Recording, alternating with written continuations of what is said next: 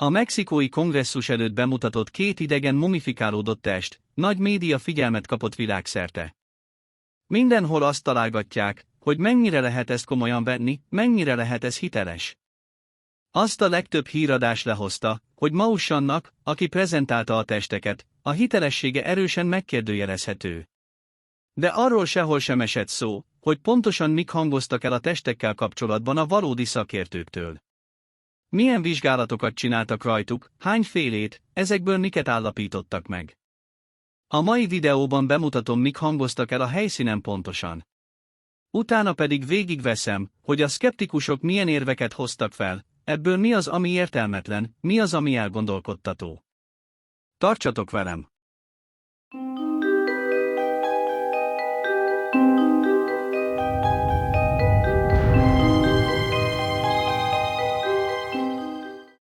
Üdvözöllek! Ennek a videónak lehetne az a címe is, hogy attól, hogy valami kamunak néz ki, még lehet igazi. A meghallgatás több mint 3 órás volt, és a nagy részében nem a testekről volt szó. Mivel a legtöbb ember kifejezetten a testekkel kapcsolatos dolgokra kíváncsi, ezért ezt a részt veszem előre. Maussan bemutatta a két kiszáradt lényt, akiket Peruban találtak egy kova Mossad bányában, Nazca és Palpa között. A tudósok és az újságírók alaposan kutattak, és a levont következtetéseiket itt prezentálják. Ezek nem emberi lények, amelyek nem kapcsolódnak az evolúciónkhoz. A Mexikói Nemzeti Egyetem, az UNAM szerint, amely a szénelemzését végezte, a lények körülbelül 1000 évesek. A lények nem zuhantak le, hanem egy kova bányából kerültek elő, ennek köszönhető, hogy ilyen állapotban megmaradtak, és nem azért, mert mumifikálták őket. Ezután Joyce Mantia, perui újságíró elmondta, hogy a beszédében a tudománnyal és a bizonyítékokkal bemutatja, hogy a nem emberi intelligenciák nem újak, hanem évszázadok óta itt vannak. Legalább 20 ilyen tetemet találtak 2015-ben szinte épségben. Hosszú fejek, 3 ujj, 60 cm magas. Van egy magasabb, 1,7 méter magas is, ami más. A holttestek közül legalább 3-ban tojás volt. Az elemzett DNS nem egyezik meg a bolygó egyetlen fajával sem. A tanulmányokat nemzetközi rangos szervezetekben és laboratóriumokban valósították meg. Biológusok, kriminalisztikusok, genetikusok, biofizikusok, radiológusok, mikrosebészek és még kohászati mérnökök is végeztek vizsgálatokat. Ez egy rendkívüli felfedezés, mert 2 különböző fajról szól, mindkettő ismeretlen a tudomány számára.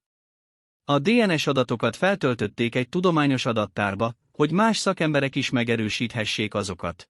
Amikor a holttesteket 2017-ben először hozták elő, néhány régész és úgynevezett tudományos szakember azt mondta, hogy csalás, a holttestek állati maradványokkal vannak előállítva és a múmiákat csonkítottak meg, annak érdekében, hogy átverést készítsenek. A sajtó hitt nekik, mert neves régészek, szakterületük csúcsán. Volt néhány kisebb rituális képmás, amelyet szintén találtak a feltárási helyen, és ezeket a rituális tárgyakat a közvélemény összezavarására használták. Azt is állították, hogy ezek a testek illegális ásatásból származnak, régészek nélkül. A történelem jelentős felfedezéseinek többségét azonban először más emberek végezték, és csak később érkeznek a régészek, hogy munkájukat végezzék. Ez nem kisebbíti a felfedezés értékét. 2019 óta az Inka Nemzeti Egyetem megkapta a testeket, hogy tanulmányt készítsen a polémia lezárására, kutatócsoportot alakított. A kutatásban résztvevő tudósokat a Kulturális Minisztérium zaklatta, hogy megakadályozza őket kutatásaik elvégzésében. Ez egy szégyenletes szervezet, ahol mindössze 6 év alatt 18 minisztere volt, a politika és a korrupció miatt. Ennek ellenére 2 másik perui egyetem kutatói is részt vettek, hogy elvégezzék saját elemzésüket. A kutatók egy 60 cm-es testet elemeztek, amelyet jellemzői miatt ideiglenesen humanoid hüllőnek neveztek el. Sejteket vettek a fejből, a törzsből és a végtagokból, és az elemzés kimutatta, hogy mindegyik ugyanahoz a testhez tartozik. A sejtek nagyon furcsák. A kohászati mérnökök azért vettek mintákat, mert a testek közül 3-nak van néhány beültetése a mellkasban, amelyek százalékos tisztaságú részből készülnek, beleértve a nagyon ritka fémozmiumot is, amely nagyon korrózióálló és nagyon mérgező, műholdakban, űrhajókban és távközlésben használják. Az egyik mérnök úgy gondolta, hogy geolokációra használhatták, orvosbiológiai célja is lehetett. Gondosan perforálták az egyik testet, hogy elemezzék a tojásdat formákat, amelyekről a spektrometria kimutatta, hogy szerves anyagok, mint egy tojás. A tomográfiás kivágás képei néhány hetes vemhességi embriót mutatnak, ezeket az Inkari Egyetem és az oroszországi Szentpétervári Egyetem készítette. A képeket egy emberi magzathoz hasonlítja. A szénkor meghatározás alapján ezek a lények a Nazca kultúra idején éltek. Ezek a figyelemre méltó eredmények a belső szerveket megőrző kiszáradási folyamatnak köszönhetők. A fehér burkolat egyedülálló ebben a tartósítási folyamatban, kovamoszat szennyeződés és rendkívül mérgező kadmium-klorid vegyület keveréke, amely nem természetes, gyártani kell, és amelyet csak a 19. század elején fedeztek fel. Felfedezhetők ezeknek a háromujjú lényeknek az anatómiája, szinte minden prekolumbián kultúrában, textíliákban, kerámiákban, sőt több tízezer éves petroglifákban is. Ezek nem képzeletbeli mitológiai entitások voltak, hanem valóságosak, és itt láthatjuk őket. A világ számos országában vannak képek nagyfejű és nagyszemű lényekről, akiknek csak 3 ujjuk van a kezükben és a lábukban. Ennek a felfedezésnek a kulturális hatása óriási lesz. Közép- és hosszú távon a régészetben, a történelemben, az evolúcióban és még a vallásokban is. Egy médiában felkapott képet mutat egy gyerekről, aki tudományos projektet készített ezekről a testekről, bizonyítva, hogy ezt az információt az emberek befogadják, annak ellenére, hogy minden kísérletet megtettek tagadni és eltemetni. A világ minden valódi tudósát kételkedésre szólítja fel, ahogy azt eleinte ő is tette, és azzal a hipotézissel kezdi, hogy mindez hamis, de álljon elő tanulmányozásra. Ez a világ öröksége, és köszönetet mond mindazoknak, akik megosztották az információt, hogy megakadályozzák annak eltemetését. A nem emberi intelligenciák nem új keletű események, hanem ősi valóságok. Mausan köszönetet mondott a Gaia.com-nak, hogy a kutatás költségeinek egy jó részét fedezte, többek között a csapatok utazási költségeit és a kanadai laboratóriumban elvégzett DNS-tesztet. A DNS a legerősebb bizonyíték ebben az ügyben, ha a DNS azt mondja, hogy nem emberek, akkor nem azok. Nem akarják azt mondani, hogy földönkívüliek, mert ezt nem tudják biztosan. Ezek a lények nyilvánvalóan intelligensek voltak, együtt éltek az őseinkkel, és meg fogják változtatni az emberiség történelmét, talán ezért ellenzik ezt az antropológusok és régészek, mert a történelmet újra kell írni és sok olyan dolgot figyelembe kell vennünk, amire nem gondoltunk. Ezután felkonferálta José de Jesus Zalce Benitez orvost, aki 30 éve dolgozik a mexikói haditengerészet egyik legjobb tudósaként, a Haditengerészet Egészségügyi Tudományos Intézetének jelenlegi igazgatójaként, és korábban a Haditengerészet Törvényszéki Szolgálatánál tevékenykedett. Benitez azt nyilatkozta, törvényszéki orvosként és José de la Cruz Rios biológussal együttműködve, valamint különféle tudományos bizonyítékok eredményei alapján, mint például röntgen, számítógépes tomográfia, 3D rekonstrukciók, makroszkopikus és mikroszkópos elemzés, szénszövettan, törvényszéki antropológia, összehasonlító anatómia és DNS elemzés, amely az összehasonlító tanulmányok törvényszéki tudományainak bizonyítékainak királynője. Megerősíthetem, hogy ezeknek a testeknek nincs kapcsolatuk az emberi lényekkel. A körülbelül 60 cm hosszú testeket fehérpor borítja, amelyet elektronikus mikroszkóppal Kowa-Mossad porként azonosítottak, ez tette lehetővé a testek kiszáradását, valamint a baktériumok, gombák és kadaverikus fauna hiányát. Ennek a pornak a jelenléte lehetővé teszi a tökéletes tartósítást szárítással, amely egy természetes folyamat az idő múlásával. A leletek korát a szén segítségével számolhatták ki, amely átlagosan 1000 éves. Ez teszi a felfedezés helyét ideálissá a testek megőrzésére, bárki is helyezte el ezeket oda. Ami az anatómiát illeti, megfigyelhetjük, hogy humanoid szerkezetük van, amely fejből, törzsből és végtagokból áll, amelyek a tridaktil kezekben és lábakban végződnek. A csontváz szerkezete tökéletes harmóniát és összhangot mutat az izületekkel. Az egyes csontok végei tökéletesen illeszkednek a következő csontba, továbbá megfigyelhető a minta biomechanikai mozgásából adódó kopása, mivel nagyon erős, de ugyanakkor nagyon könnyű csontok, mint a madaraké. A fej különösen érdekes elem, mert a testhez képest nagy. Ez azonban egy pneumatizált koponya, olyan terekkel, amelyek nagyon könnyűek, de ellenállóak, nagy koponyaüri üreggel, ami bizonyítja, hogy nagyon nagy agyi vagy neurológiai anyagtartálya volt. Láthatjuk, hogy a szempályák terei nagyon széles méretűek, ami nagyon széles sztereoszkópikus látást tesz lehetővé.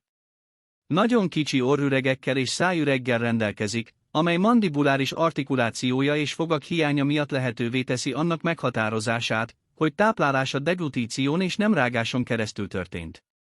A nyak egy hosszú szerkezet, amely a koponya középső emeletén csatlakozik a fejhez, ami ritkaság, hogy a főemlős fajokban nem történik meg, mivel az ízület a hátsó padlón van a magnumjukon keresztül, amely kör alakú vagy ovális, de ebben a fajban egyedülállóan téglalap alakú és köbös, összhangban a 4 vagy 5 nyaki csigolyával, amelyek mélysége kicsi, de nagyon széles csigolyák közötti koronggal rendelkeznek, ami lehetővé teszi, hogy ez a nyak visszahúzódhatott, mint a teknősöké. A mellkasban találunk egy szegcsontot, ami nagyon hasonlít a madarakéhoz, amely lehetővé teszi a vállak artikulációjának folytatását, és nagyon széles körű mobilitással rendelkezik. Megállapították, hogy a bordák teljesek és folyamatosak, teljesen kör alakúak, amíg újra nem csatlakoznak a gerincoszlophoz, nagyon kis hely van közöttük, és számuk 14 és 16 között van. A hasban 3 tojás jelenlétét bizonyították, amelyek a hasüregben a tomográfiának köszönhetően milliméteres szinten bizonyíthatják a petesejtek jelenlétét, ami azt jelenti, hogy folyamatos terhességi folyamatban voltak, emellett 100%-ban megerősítik, hogy biológiai és szerves, mivel a tojásokon keresztüli replikáció vagy szaporodás folyamata és a petesejtben való fejlődésüket lehetetlen lenne hamisítani. Megfigyelhetjük az izmok, inak, szalagok és erek nyomát, valamint a lehetséges szerveket vagy organellákat, amelyeket a későbbi vizsgálatokban meg kell határozni. A végtagokban észrevehetjük, hogy teljes harmónia és konkordancia van az ízületek és a minta biomechanikájára jellemző kopás között, amely 5 falang tridaktil kezében és lábában végződik, ami lehetővé teszi számukra, hogy ne legyen szükségük hüvelykújra szembenállásként, hanem 3 ujjukat használják a dolgok burkolására és megragadására. Ez az egyik legkiemelkedőbb és legfontosabb sajátosság, hogy nincsenek karpas vagy tarsalis csontjaik, a falanges közvetlenül a kar és az alkar csontjaihoz tartozik, és emellett egyfajta ungóarágyban végződnek a köröm számára, és mikroszkópok megfigyelése alatt új lenyomatokat találunk, amelyeket lehetetlen lenne megismételni. Ezek az új lenyomatok különösen érdekesek, mivel a bolygón található legtöbb példány lenyomata hullámzó vagy kör alakú, és ezeknek a mintáknak a lenyomatai teljesen egyenesek és vízszintesek. Egy másik különlegesség, hogy ezeknek a testeknek egy része fémbeültetésekkel rendelkezik, amelyek tökéletesen kapcsolódnak a bőrhöz és a felülethez, így nagyon lenyűgöző biofunkcionális fúziót hoznak létre. Ezek az implantátumok több fém ötvözetei, amelyek közül kiemeljük az ozmiumot és a kadmiumot, amelyeket jelenleg műholdas távközlésben használnak. Ezeket a tanulmányokat és eredményeket közzéteszik azoknak, akik elemezni vagy folytatni akarják a kutatást. Elfogadják, hogy még mindig sok felfedezni való van, és nyitottak a tudományos közösség felé. Benitez a következővel zárta az előadását, összefoglalva és mindannak köszönhetően, amit feltártak, azt mondhatjuk, hogy ezek a testek egy nem emberi fajhoz tartoznak, amely megcáfolhatatlan különbségeket mutat a darwini fajevolúciós fa biológiája és taxonómiája által leírtak között, közös vagy nyomon követhető előd, vagy még leírt leszármazott vagy evolúció nélkül. Így megerősíthetem, hogy ezek a testek 100%-ban valóságosak, organikusak és biológiaiak, amelyek valamikor éltek, és önmagukban megcáfolhatatlan bizonyítékok. Elérkeztünk ahhoz a paradigmához, hogy leírjunk egy új fajt, vagy lehetőségünk van elfogadni, hogy kapcsolatba léptünk más nem emberi lényekkel, akiket a múltban különböző kultúrák, például Peru, Egyiptom és Mexikó már ábrázoltak, és ma elfogadhatjuk létezésüket. Ezután Dr. Ricardo Rangel Martínez genetikus folytatta. Több olyan test is van, mint például a Victoria nevű, amelyből szöveteket nyertek, tisztítottak és DNS-t vontak ki DNS szekvenálás elvégzéséhez. Az ősi DNS minták kezelése során számítani kellett arra, hogy a molekulák megváltozhatnak, lebomlanak vagy részben megsemmisülhetnek a többszörös környezeti stressz miatt, valamint a barlangban való elhelyezkedés miatti szennyeződés nagy valószínűsége, valamint a felfedező emberek esetleges gondatlan kezelése miatt. Ennek ellenére, volt egy kísérleti tanulmány a DNS molekulák állapotának ellenőrzésére a szekvenálás előtt. Az extrakciós technika megerősítette mind a lebomlott, mind a kis, nem lebontott molekulák létezését. Az ősi DNS választott technikája a következő generációs masszív szekvenálás, amelyet az Illumina márka szekvenálójában hajtanak végre. Ez a technológia lehetővé teszi több millió DNS fragmens egyidejű szekvenálását rövid idő alatt. Az eredmények a következők voltak: egy nyakcsontmintából több mint 561 millió olvasási szekvenciát, a csípőizom mintájából pedig több mint 501 millió olvasási szekvenciát kaptak. Az olvasási szekvencia 150 nukleotidot tartalmazó DNS töredékekből áll, ezeket aztán betöltötték az ESERA nevű eszközbe, ami egy ingyenes megadata elemző. Ez az Egyesült Államok Nemzeti Orvostudományi Könyvtárának része, amely lehetővé teszi az érdeklődésre számot tartó genom összes szekvenciájának összehasonlítását a génbank összes ismert genomszekvenciájával. Ezek reprezentatívak és jelentősek a földi élet összes ismert taxonja számára. A nyaki csontminta eredményei 72% szekvenciát azonosítottak, és 28% nem egyezett egyetlen ismert lénnyel sem. Ebből a 72%-ból a 70% olyan szekvenciákhoz tartozik, amelyek a Homo sapiens DNS-ének szennyeződései, valamint a többi vírusos és bakteriális szennyeződés. A csípőizom mintában 36%-ot azonosítottak, de nagyon érdekes módon a szekvenciák 63%-a nem esik egybe egyetlen ismert élőlénnyel sem. Az azonosított szekvenciák mindegyike vírus, baktérium vagy növényi szennyeződés eredménye volt, anélkül, hogy emlősök, köztük emberek genomját azonosította volna. Az izomminta közel 316 millió azonosítatlan leolvasást mutat. Az ismeretlen szekvenciák ilyen magas százaléka a jövőbeni kutatásokra ad okot, hogy meghatározzák a kérdéses szervezetek azonosságát.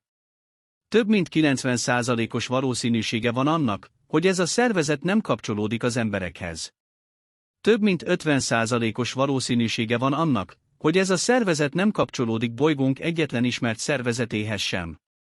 Martínez ezzel fejezte be beszédét: el kell végeznünk az összes ismert organizmus genetikai szekvenálását. Fontos lenne létrehozni egy multidisziplináris tudományos bizottságot a rendellenes biológiai entitások, valamint az azonosítatlan repülőtárgyak tanulmányozásának folytatására. Ez a 3 előadás hangzott el a testekkel kapcsolatban. Sokan úgy gondolják, hogy ez egy jól előkészített drága átverés. Nézzük, mik az okok, ami miatt ezt hiszik. Először is, Mausan, aki az egészet prezentálta, egy finoman fogalmazva is érdekes figura. Újságíró, televíziós személyiség és UFO kutató. Általában, ha a harmadik tag előtt ott van ez az első kettő, az szenzációhajház személyiség általában. Ez alól Mausan sem kivétel. 2015-ben mutatott be már idegen testeket, amikről később kiderült, hogy mumifikálódott gyerekcsontváz. Direkt akarta átverni az embereket, vagy ő sem tudta. Ki tudja, simán benne van, hogy megtalálták, és ő azt szerette volna elhinni, hogy idegenek. Mausan régóta dolgozik együtt a Gaia nevű videóplatformmal. A cég főleg spirituális témákkal foglalkozik, és ahogy a videóban említettem, Mausan külön megköszönte, hogy a cég támogatta a kutatást pénzzel. Lehet emiatt gyanús a dolog? Igen. Azt is jelenti, hogy kamu lehet az egész? Nem feltétlen. A cég nyilván szenzációt és pénzt akar a dologból csinálni. Ugyanakkor ezen a szinten, amiket a szakértők elmondtak, hogy mennyi vizsgálaton mentek keresztül, a testek nagyon költséges és előre eltervezett átverésnek kéne lennie. Ne feledjük, amiről kiderült, hogy gyerek múmia az nem átverés volt, legrosszabb esetben is tudatos belemagyarázás. Ez azonban azon túlmutat. Szerintem nem mernék vállalni a kockázatot, mert erről konkrétan csak azt tudna kiderülni, hogy valaki szánt szándékkal, pénzt és kapcsolatokat nem sajnálva, az egész világot akarta átverni. Ez viszont, ha kiderülne, a céget csődbe vihetné. Nagyobb lenne számukra az üzleti kockázat, mint a haszon. Sokan a kételkedők közül azt mondták, hogy a test úgy lett összerakva, különböző emberi csontokból, és az egész egy átverés. Ezek a videók, ahol azt mutatják be, hogy milyen csontokból rakhatták össze a testeket, engem személy szerint nem annyira győztek meg. Sok mindenre nem adnak ezek magyarázatot, és lényeges dolgok felett siklanak el a leleplező videók. Egyébként meg ha valóban emberi vagy állati csontok lennének benne, akkor azt egy egyszerű mintavétellel le lehetne leplezni.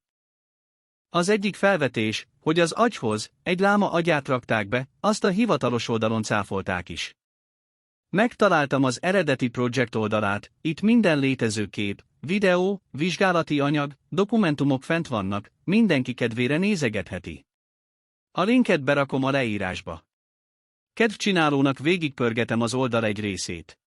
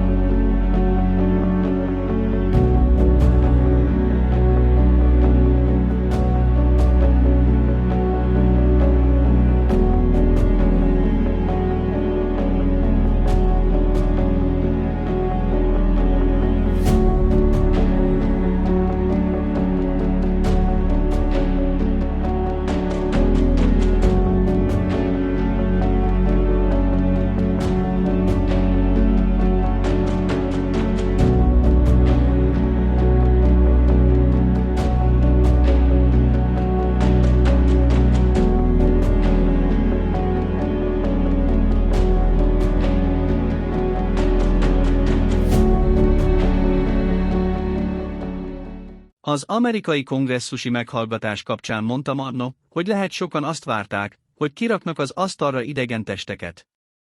Nos, itt szó szerint ez történt. A kérdés az, hogy valóban azok, esetleg a világ legköltségesebb UFO átverése, vagy van rájuk valami teljesen épkézláb magyarázat, amit még nem látunk. Ekkora médiafigyelem után, ennek ki kell derülnie hamarosan. Úgy gondolom, ha átverés, akkor az rengeteget visszavet az idegenek utáni kutatásban. Ki tudja, lehet, hogy valakiknek ez a célja. Neked mi a véleményed? Találkozunk legközelebb. Sziasztok!